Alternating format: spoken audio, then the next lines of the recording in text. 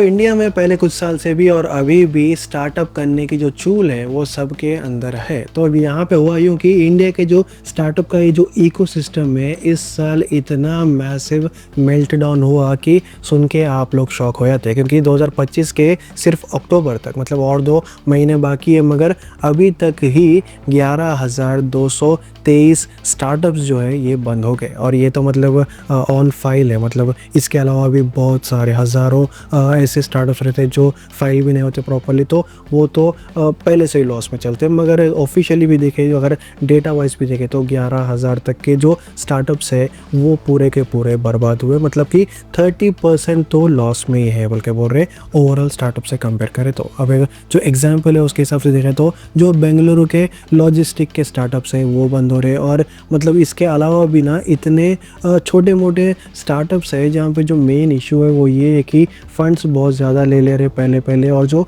Idea है उसका जो रिटर्न है उतना ख़ास है नहीं। इसकी वजह से फंड्स पूरे ख़त्म हो जा रहे और इसकी वजह से उम्मीद भी ख़त्म हो जा रही। और कुछ ही सालों के अंदर जो राउंड्स रहते, पर्टिकुलरली जो क्वार्टरलीस रहते, मतलब ये जो पर्टिकुलर स्टार्टअप्स के वो उसमें फंडिंग आ रही नहीं और पूरा का पूरा बर्बाद हो रहा। और जो स्टार्टअप है, जो इंडियन स्टार्टअप है, उसकी जो रियलिटी है वो ये है कि फ़िलहाल की कंडीशंस में बहुत सारे स्टार्टअप्स बिना एक प्रॉपर प्लानिंग के बंद होते जा रहे। अब इसमें भी ना जो B2C रहते हैं, जो ई-कॉमर्स के रहते हैं, उसमें भी ऐसा बोल रहे कि 5,000 से भी ज़्यादा शटडाउन्स हुए, और जो एंटरप्राइज सॉफ्टवेयर्स रहते हैं उसमें भी 4,170 तक के स्टार्टअप्स हैं जो बंद हो गए। और इसके अलावा भी जो SaaS रहता, मतलब सॉफ्टवेयर एज ए सर्विस देते रहते, वो भी 2,700 अच्छे मतलब चेंज है, 2,785 तक का बोल रहे ये भी बंद हुए। और इसके अलावा भी जो फैशन जोन है, जो टेक के जोन से, ये पूरे भी मतलब डिसअपियर होते जा रहे हैं, क्योंकि